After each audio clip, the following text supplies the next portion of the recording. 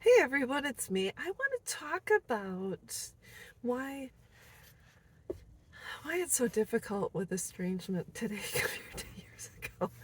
I want to talk about years ago when my grandmother, uh, my maternal grandmother, had 8 children, and she was obviously married to my grandfather, and that was her first person, and they were married for many, many years. And so when you have 8 children, a Catholic family, it's normal that the oldest eventually moves out and has their family and children, etc. So you're not as much as at a loss as if you only have one. So years ago, like I said, it was just natural for children to up and move out and establish themselves and kind of get on out. So, and then the youngest was the baby of the family, and maybe it was a little more challenging when that one left. But anyways, now today you have people that have less and less children, and I only had two. And so yeah, is it harder when you only have two and they're both gone? Sure. But I want to talk about unnatural relationships from before compared to today, and why that might happen. And in the day and age of divorce, parents became, I should say, the relationship shifted from having a child to having someone there just to talk to for comfort, for friendship, for partnership, etc. And things really shifted. And that is why I believe it's so much more difficult when a child chooses to leave, is because sometimes they're just trying to get away from having the responsibility of being your partner. And I know for me, I got divorced and I relied on my girls.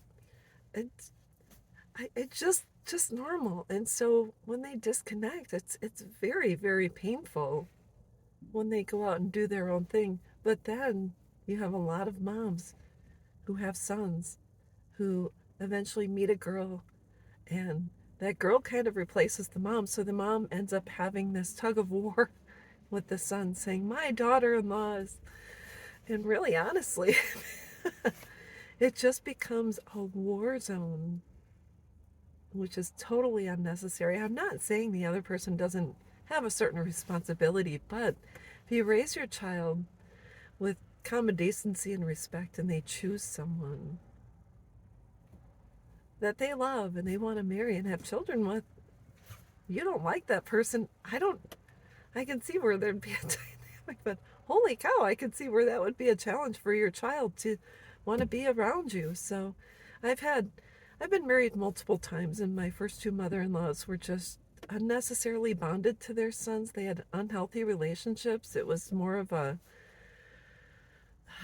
enabling and unhealthy attachment, the second one. But the first one, my ex-mother-in-law had been very abusive to my first husband and called him an idiot, dumb, you're a bad father, etc. So there was a lot of emotional and mental abuse.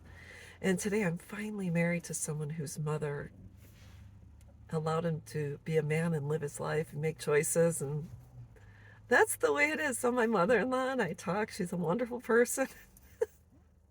She's just very supportive and loving, and they talk once in a while. Every couple of months we'll touch base and find out when she's coming to town, etc. And it's just wonderful. But she just has a life. She minds her own business. She doesn't give her 2 cents. She's just great.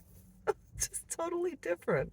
So this is my experience. I think you got to let your child go, and if they're they have the right to go grow up and do their thing and be out on their own and fly out of that nest, and sometimes they fall and sometimes they get back up. And so that's about it. That's what I wanted to talk about, and I hope you have a great day. Bye bye.